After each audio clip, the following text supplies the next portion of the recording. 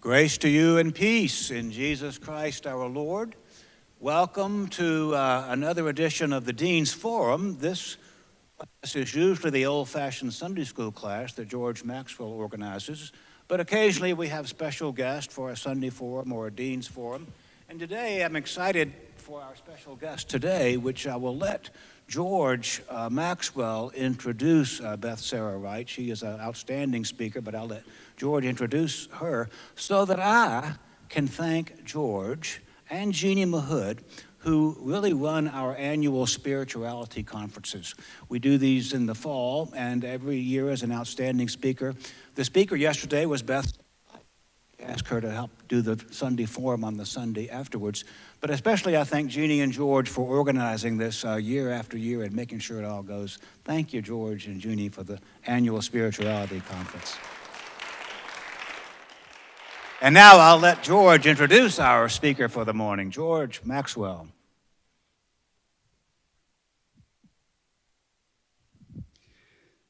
Thank you, Dean. I thought I did a wonderful job yesterday. First of all, Dr. Beth-Sarah Wright was here, and second, I did everything Jeannie told me to do perfectly. Introducing Beth-Sarah Wright is difficult because we only have an hour. I mean, you're from Jamaica, but you studied in Edinburgh. You're an author, but seemingly without boundary by category. So there are memoirs and sociology works and psychology works, children's stories, and that's only the 8 I know about. She raised 5 children and a bishop. It's tough raising a bishop. But what I love about Beth-Sarah, in all sincerity, is you're going to see. But I'll name it for you in advance, and that is when she talks about authenticity and dignity, you get good content, but you get an incarnated presence. So when Beth-Sarah is talking, you want to hear what she has to say. And when she is listening, you feel heard by her. You will experience that today, and it will help, I think, understand what she's saying about story and what she's saying about authenticity, and maybe even what she says about the Nicene Creed. I don't know. Dr. Beth-Sarah Wright.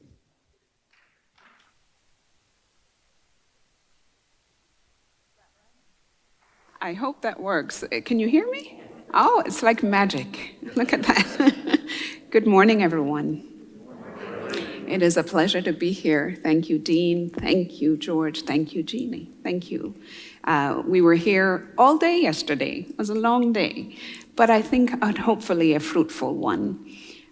We talked about dignity, which I didn't realize, or I guess I've come to realize that has been the thread through all of the writing that I have done, and has been a thread really in my life without even naming it then. But this morning I get to talk a little bit about the Nicene Creed. Go figure. I don't know. But hopefully it will make sense. I'm going to walk you through how I even got there. Okay? So are you ready to go on a bit of a journey with me? Yes. Okay. So you may or may not know that you've come this morning for a revival.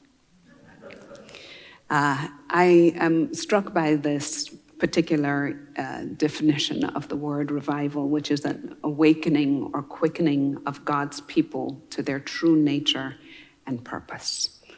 And Robert Coleman calls it a revival, and I call that living more into our authentic lives.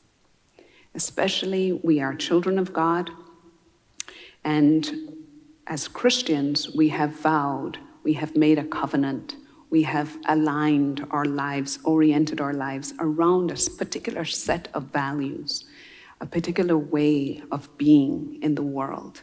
And when we live closer and closer into that dream, and that dream of being a Christian, then we're living our authentic lives.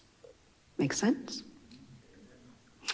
So that's where we're starting. Welcome to this revival this morning. I wanted to ground at the beginning in this to ground this conversation in this particular scripture from James, where he says, you can develop a healthy and robust community that lives right with God and enjoy its results only if you do the hard work of getting along with each other, treating each other with dignity and honor. It's a very powerful scripture, and it's a wonderful invitation to live more authentically into who we are as a community, but also as individuals. And at the center of it, we want to create a community, a way of life that lives right with God, which is just that invitation to live more authentically into who we are. And by doing that, and how we do it, by doing the very hard work. I love that it said, this is the Message translation, but I love that it says it's hard work, and it is hard work of getting along with each other and treating each other with dignity. With dignity. That part of us, that divine part of us, that breath of God that is in each and every one of us, that is our dignity. Yes? The church says it even differently, and actually puts a sharper point on it in our baptismal covenant. So this, I don't even have to have up here, because you will just say that to me right back, and you know this, right? You know it. This is what we said. This is what we promise. Correct? Being married to a bishop, when we visit places, when I go with him on visitations, I end up renewing my baptismal vows every Sunday. So it took a lot of just focusing on that, just to see exactly what is it that what we're saying. So you know all the questions, right? And the questions, what you believe, what you will do, and your answers are, I will with God's help. And what's so wonderful about that, the questions, will you, they imply intentionality. Will you do something? Will you? I will or I won't, with God's help.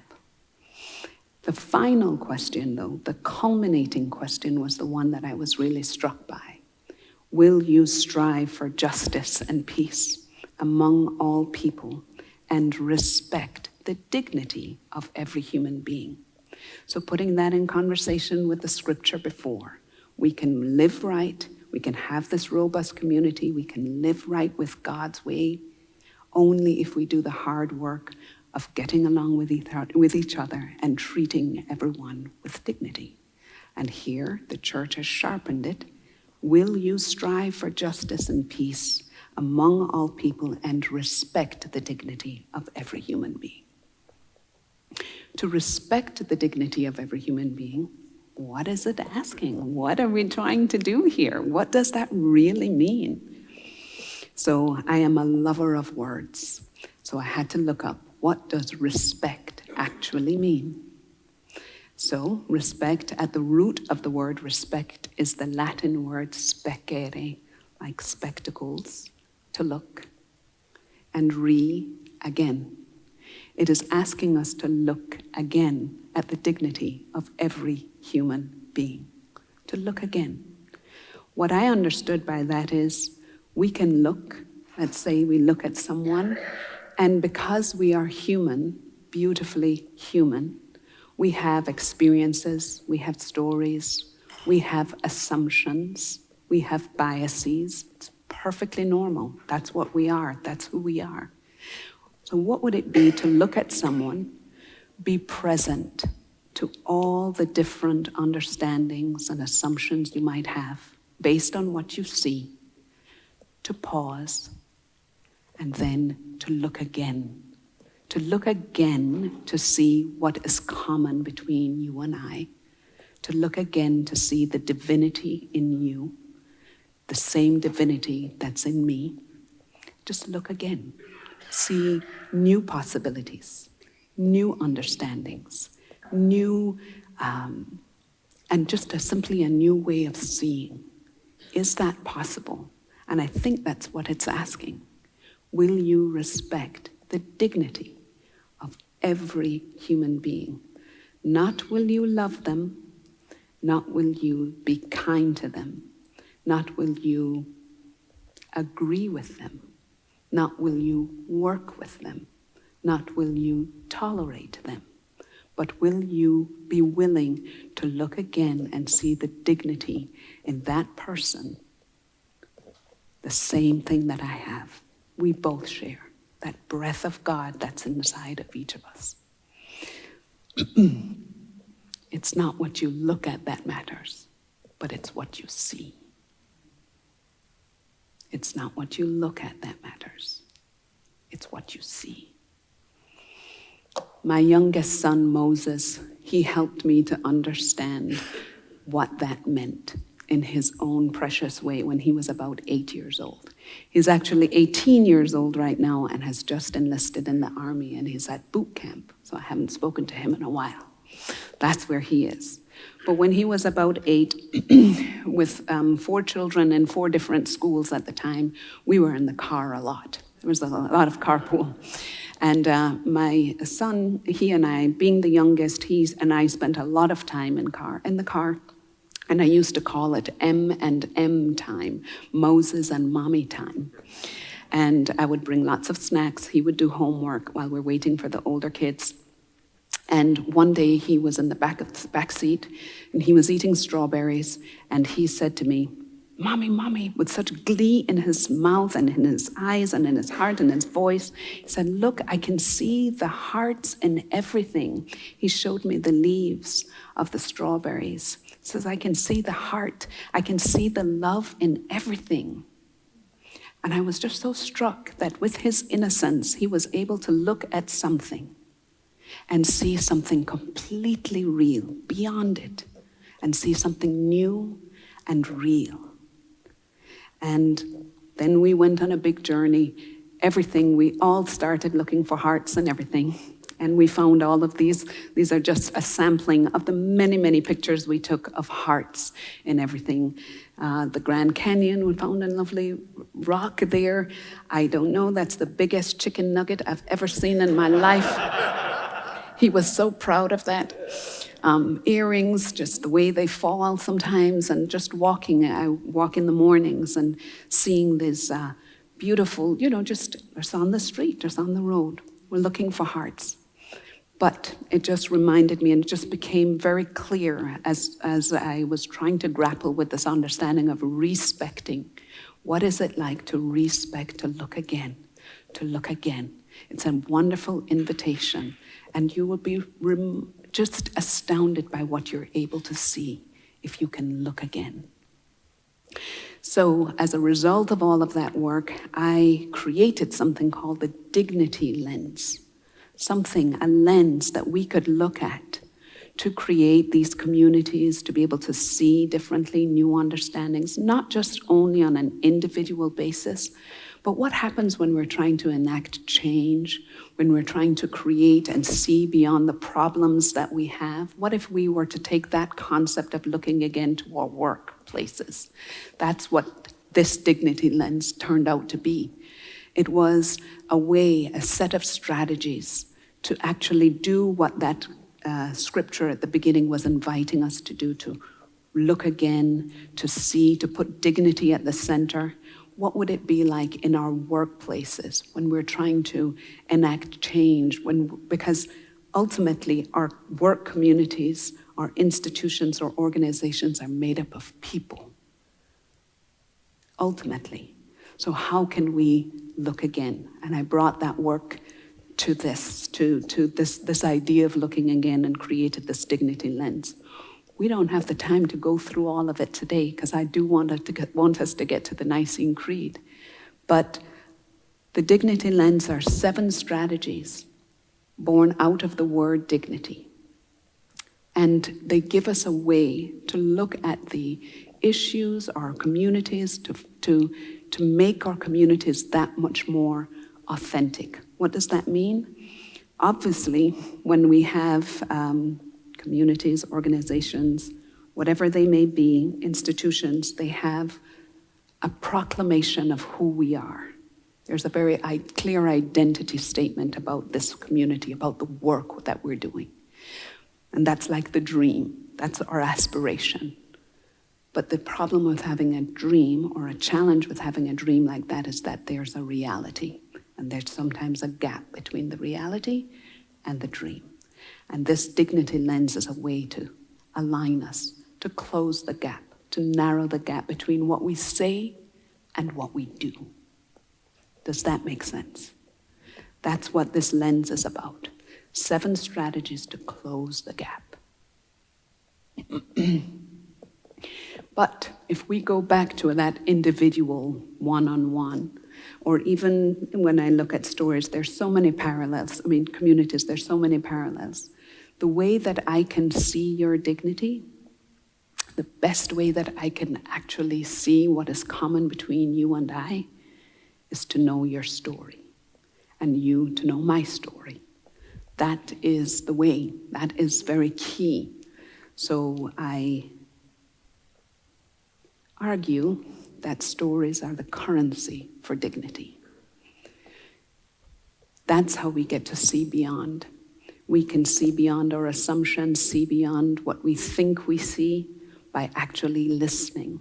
And perhaps God was instructive when God made us with 2 ears and 1 mouth, that we can actually listen to other people's stories and be open and be curious to hearing from other people's stories.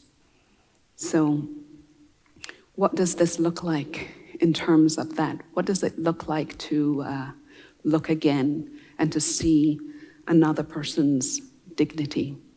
I want to show you a pretty remarkable, astounding story in and of itself. This image is from a set of photographs that I found in the New York Times. It was based on it's called Portraits of a Reconciliation, and it was based on the 20th anniversary of the Rwandan genocide. And the photographs were of people who participated in something called a reconciliation project that was in Rwanda, where they managed to tell each other their stories.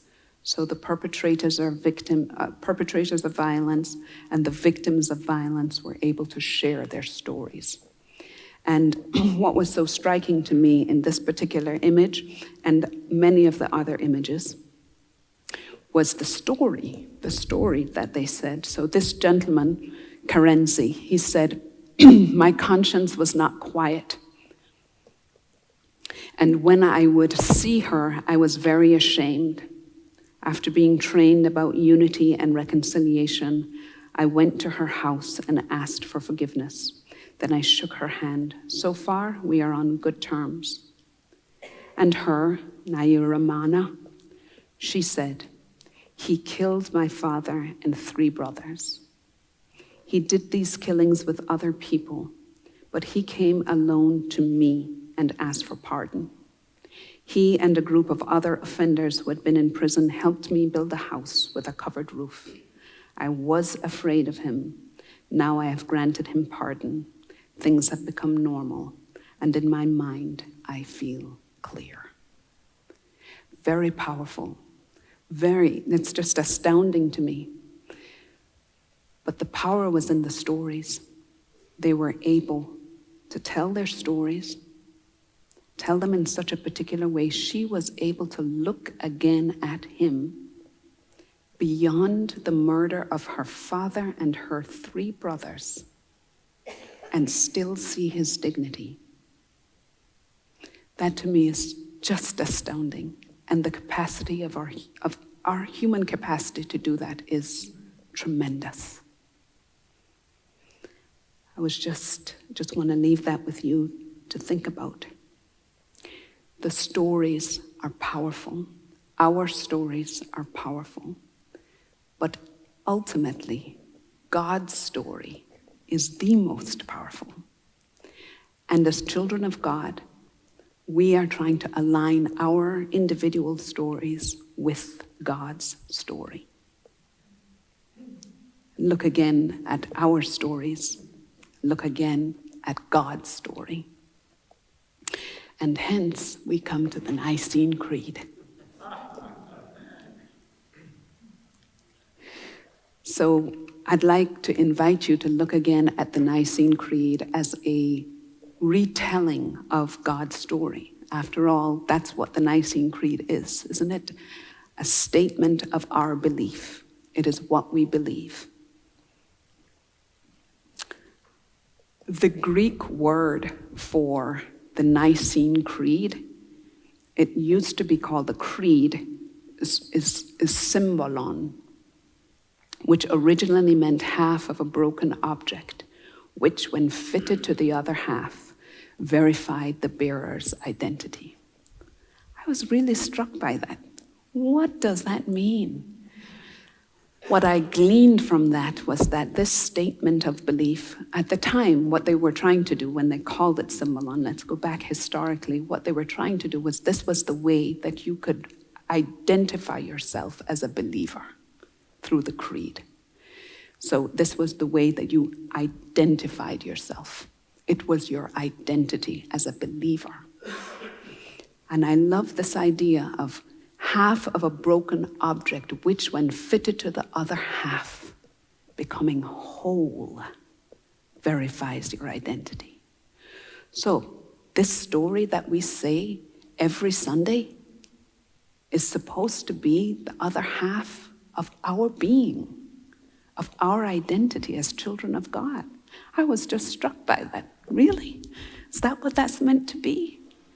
So it's God's story, but ultimately it's also my story. Together, my story, God's story, your story, God's story.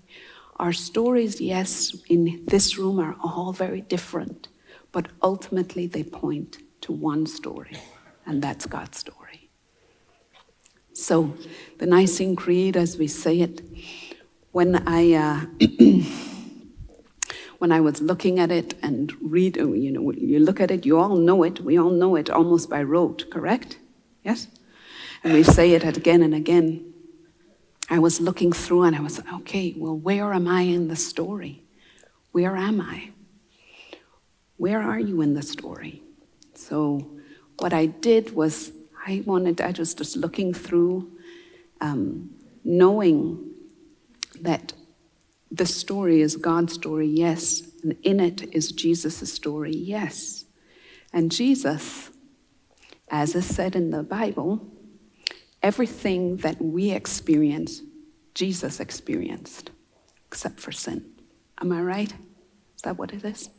So everything that I have lived through, Jesus knows. My story and Jesus' story, we're intertwined. We say it, WWJD. Is that what would Jesus do? We say that. Well, we want to think about how we can reflect that story. So what I did, I was gleaning through and I said, let me just pick out a couple of parts of this. And these are the parts that I came to. And then I wrote this book based on those 8 parts of the Nicene Creed and ways in which my story was reflected in that. So I took those 8 moments to give new meaning to real life circumstances of identity, of pain, of family life, of dealing with depression, of healing. And I wrote, when we do this, seek to embody Jesus' story, we are able to see our life events and experiences differently, with the template of Jesus' story overlaying them. We feel differently, grateful, hopeful, liberated, and empowered, especially when we recognize our own divinity, our own divine potential and capacity, our own divine stories. And finally, we act differently, choosing new ways of being in the world and exercising our power to write the endings of our stories, no matter where they began or where they have taken us. So, just as an example, this is what it looked like. So, begotten.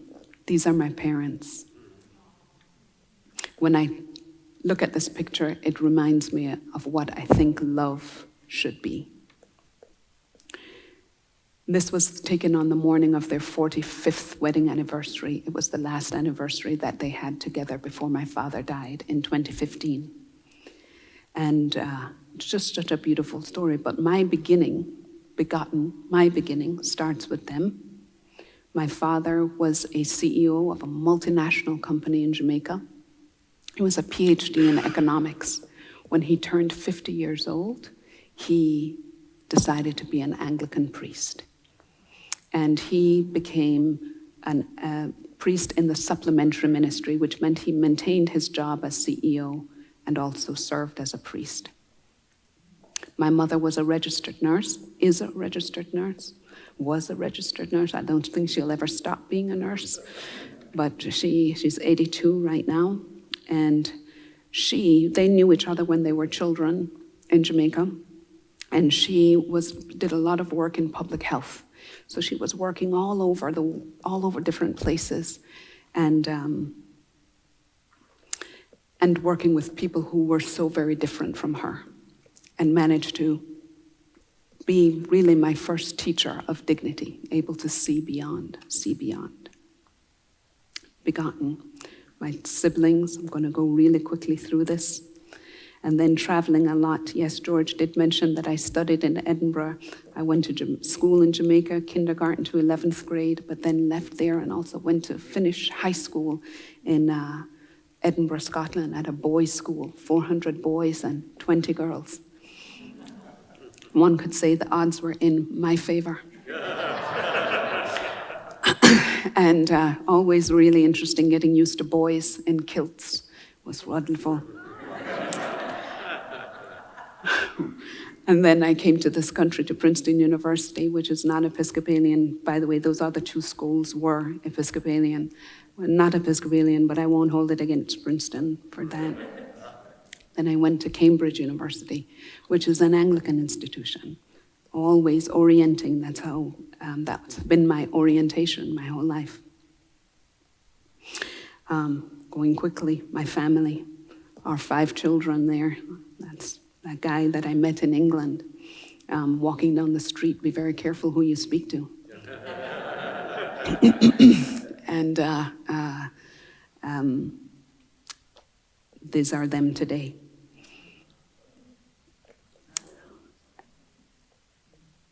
Keep going. Light from Light was another section, so I'm just going to read briefly from that section. When I was about 13 years old and would have bad dreams and couldn't sleep, my father would open the small Bible I had at my bedside to Psalm 27. He said, "Before you put your head on the pillow, read this psalm and you will not be afraid. The Lord is my light and my salvation. Whom shall I fear? The Lord is the stronghold of my life. Of whom shall I be afraid?" I still remember the calm that would flow over my body as I would lay my head down and close my eyes. It was so reassuring, so empowering. For many years, that may have been the only part of scripture I read. It accompanied me in the days my soul yearned and hungered from my home when I first lived abroad in Scotland. It brought me confidence before every audition for a school play or before performing a poem on stage. It reassured me before taking a final exam. It flew with me on every airplane to places like San Juan, Puerto Rico, where I lived and worked as a waitress and artist, just so I could learn Spanish. To places like Cambridge, England, where I would not only have my first academic publication, but would meet a man walking down the street who would become my husband and father to my children. It pilfered its way into this operating room when I lay on my back awaiting C-sections to welcome our children into the world. The Lord is my light and my salvation. With this light, the light of God, there is no room for fear. There is no room for darkness. And because we are all children of God, we have this light too. We have the awesome opportunity and indeed responsibility to shine this light in our very beings, in our words, our thoughts, our actions. It pierces darkness with such ease, and so little is needed to make a difference. But sometimes we find that we stifle our own light, desperately squelching it with self-doubt, low self-esteem, lack of self-worth. And yes, others may also try with harsh words and loveless tones to extinguish our light. But the ingenious thing about this divine light is that it yearns to shine. It longs to be seen. No matter what, the light remains unwavering. Light will always make a way. Let it be free. It is contagious, you know. Let your light shine. Suffering death. I tell you that about 15 years ago, I woke up one morning doing the things that we do, getting kids ready for school, getting ready to go to work. And as I prepared the breakfast and got my kids ready for school, everything was normal except one thing. I wanted to die. And I didn't know why. I didn't know what was happening. I kissed my children goodbye, I kissed my husband goodbye, and I drove to work very, very slowly and held on to the steering wheel very tightly because all I wanted to do was gun the car into the car in front of me or swerve it off the road. Eventually I got to work and I walked into my classroom and I said to my students, "Good morning. I cannot teach you today." By then, the tears were coming down my eyes, my tongue was heavy, my hands were sweating. I got back in the car and I drove to a hospital and checked myself in, and that hospital saved my life. While I was there, I met men and women, old and young, green, yellow, pink, and blue, and they were all professionals, doctors, lawyers, pilots, nurses, all at risk of maybe losing a license. And we were all together, and yet we were all suffering, and nobody wanted to talk about it. And we were all ashamed. It wasn't until we started telling our stories that the healing began. The healing began by telling our stories. That's the power of stories. Suffering death. According to the scriptures is what the Nicene Creed says, and I called it according to the stories. We all have our stories to tell. We all have divine stories. But what is so ironic is that we often don't want to tell them. Our divine stories. Why don't we tell our stories more? Too afraid? Too ashamed? Too embarrassed? Sometimes we fear we have too many good things to say, as if we must hide our joy. Soothe the suffering, pity the afflicted, shield the joyous. Our stories matter. We matter. We are enough, no matter what. Open our lips, put a new song in my mouth. I still proclaim, let us declare, my mouth will tell. I have not restrained my lips. I also will acknowledge, I have told the glad news. I have not concealed. My tongue will tell. I will sing. I am prepared to make a defense to anyone of the hope that is within. What story do you pass on? What story do you pass on? When you tell your stories, do you get stuck in the joy and pass on the pain and hurt? Do you get stuck in the pain and hurt and pass on the joy? Perfect to complete. Perfection is completeness, light and darkness, death and life, joy and pain. Completeness is wholeness. Wholeness is healing. Healing is joy. Then life of the world to come. Life of the world to come. One of the wonderful things about life is that you can continue to be astonished by what you see in your life, what you see around you. Be open to being astonished, because it's just a remarkable reminder and invitation that we have so much more inside of us than we can even imagine. Astonish me, and this is how I will end with this poem. Astonish me. I am astonished by many things every day. Astonished that my children don't pick up after themselves. Astonished when they do. Astonished that a maimed scroll can break my heart. Astonished that breasts provide milk, ducts produce tears, laughter heals, exercise brings relief, and sometimes pain brings peace. Astonished that bellies are distended by the lack of food in one part of the world and distended by too much food in another. Astonished that sometimes they live right beside each other. Astonished that some grown people deliberately hurt children, hurt others, hurt themselves.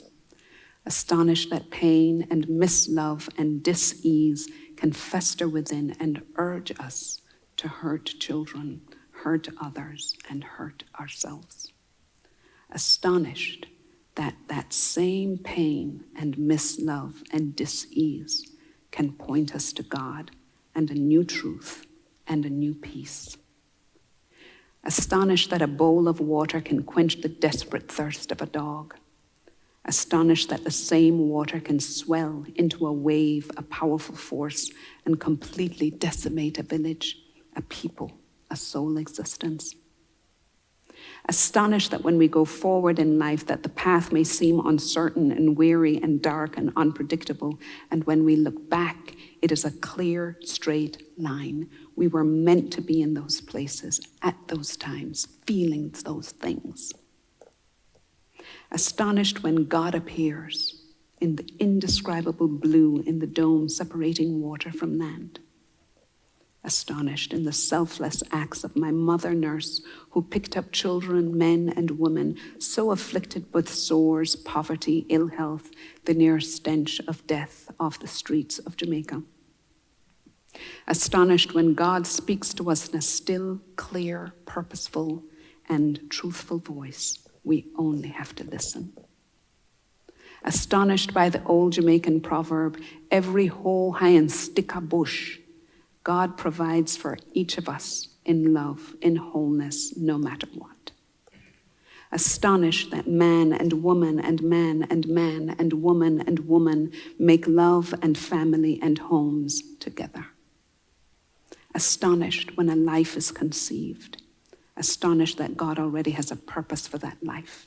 Before you were formed in the womb, I knew you. Astonished when you pick a ripened mango directly from the tree, its nectar kissed by God's sunshine, sweetened by God's mercy. Astonished when young, fertile minds are nourished to do good. Astonished when young, fertile minds are nourished to do evil. Astonished that there are only 26 letters in the English alphabet and over 1 million words. Words like mellifluous and onomatopoeia and if.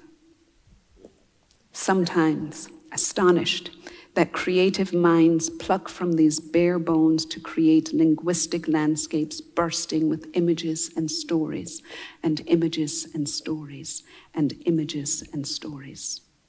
I am astonished by God, the very fact of God, that God is. Astonished by God's mercy, by God's grace, by God's enduring love. Astonish me, God. Astonish me.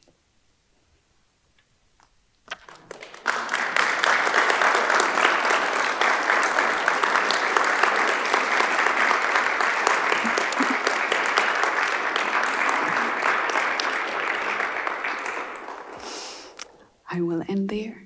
I don't know what our time is.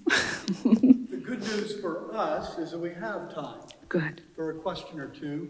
I do try to, at 11 o'clock, let anybody who has to go to Godly Play, go to Godly Play. But if you have questions of Beth-Sarah, please ask them. John. So my question is the baptismal covenant to respect the dignity of every human being. What does that mean in the context of, for example, the Hamas warriors who went into Israel and murdered so many people? I struggle with that. I think, don't we all? That question came up yesterday, too, in our conversation. I'm still struck by what happened between those people in Rwanda. That Truth and Reconciliation project happened also in South Africa, where egregious and awful, inhumane, violent acts occurred, not unlike what we're seeing today. Somehow, in those environments, through this intentional act of sharing stories, to see the humanity in another being, not to say, as we talked about yesterday, that because you can see someone else's divinity does not excuse the acts. It does not excuse the acts. It does not justify the acts. But we are all children of God, each of us. If that's what we believe, that's what we believe. Are we able to see that? I don't know. I can't say all of what to do there. I don't have those answers.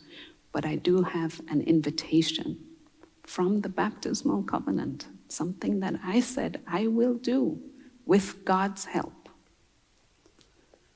And that's what I have. That's what we have.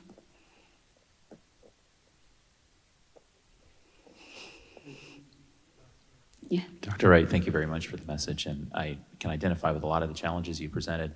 I wanted to just make a comment and maybe a question about dignity and treating people with respect. I think oftentimes the people who we have the hardest time treating with dignity and respect are the ones that are the hardest to reach, the hardest to get through to, the ones who bury their heads in the sand sometimes, either as protectionism move, denial, narcissism.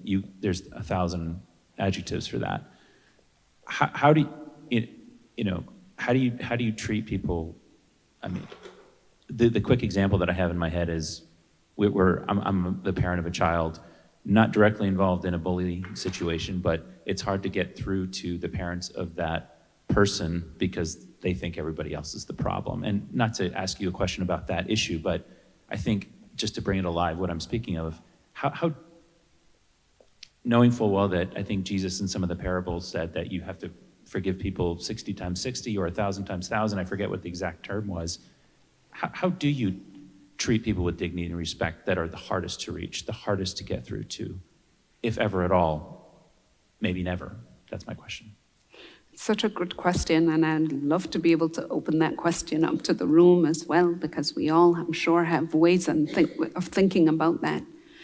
The first thing that I have to go back to that. If that is what we are trying to do, to see that dignity, that's our work. 2 ears and 1 mouth. There's also an invitation for that person to tell their side of the story. And it's incumbent on me to tell my side of the story as well.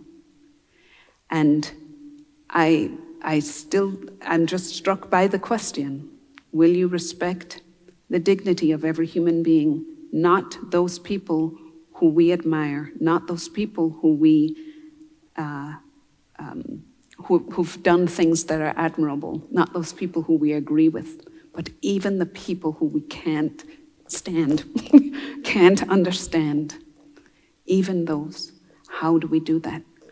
Communication is going to be helpful. That's part of storytelling, and that's what I mean. It's just, sharing, swapping stories, seeing their dignity, making sure you also see your dignity, preserving the dignity of your child, of you. It's, as the first scripture said, the hard work of getting along with each other. It's not easy, but it's so worth it. And could you say something about strive? Yes. which is also in that covenant. Yes, I just love that. Thank you for reminding me. Of course, the question is, will you strive for peace and justice among people? Striving. The verb is very important. Will you strive? It means making progress. And it doesn't mean that we'll have the full solution, and we might not get to the full solution. It might not be crystal clear and all buttoned up in a beautiful bow, but we will have strived and we will have made some progress. We will try. And that does also mean that there's going to be it's not failure, but it's another opportunity for learning. And we continue to strive. Thank you. Another point that you made yesterday that I found helpful is when we're talking about what can we do, some of what we're doing is creating space for God and trusting that the Spirit will do something. Yeah. We don't know how that happens. Other questions?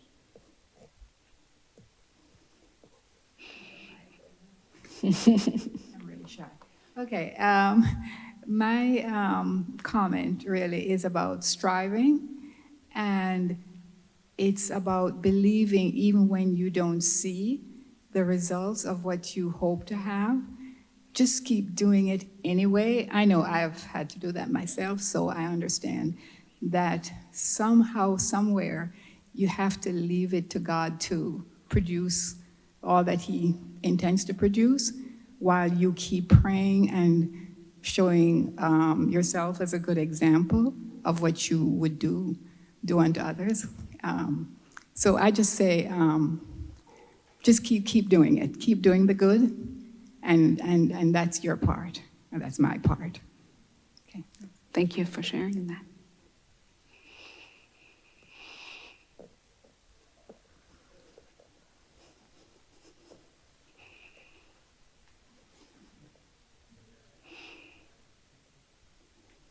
Thanks again, Beth-Sarah. Yes.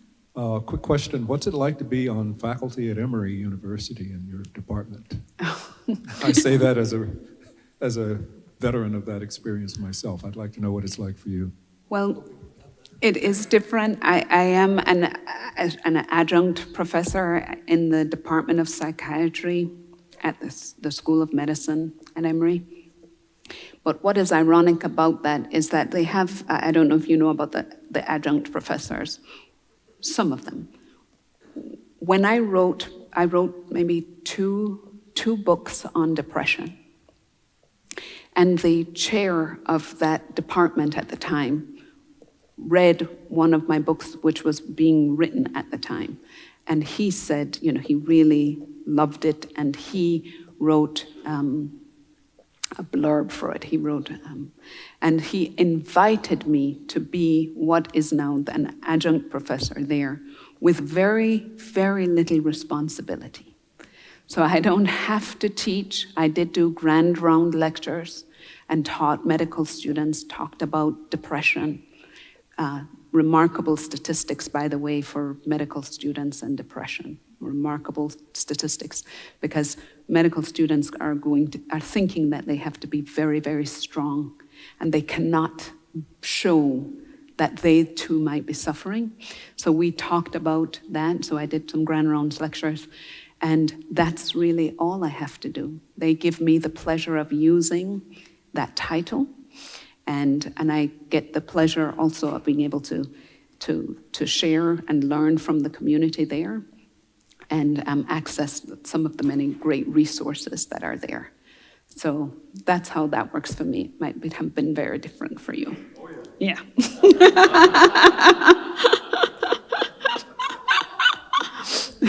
Well, you want to hear something ironic? Please. Tell us a story or two about raising bad kids. Oh, it's not quiet.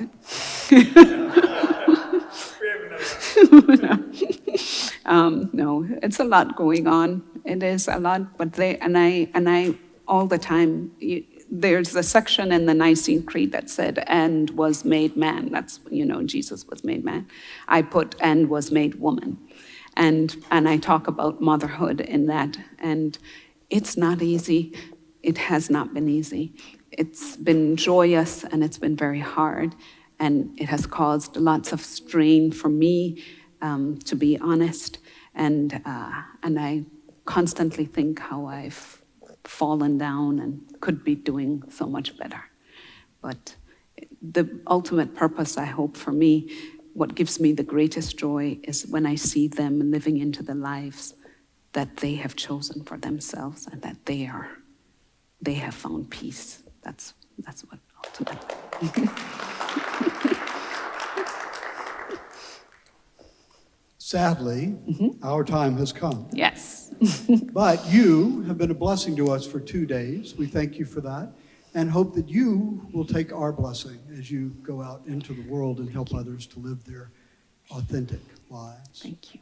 Thank you very much. Go in peace to love and serve the Lord. Amen.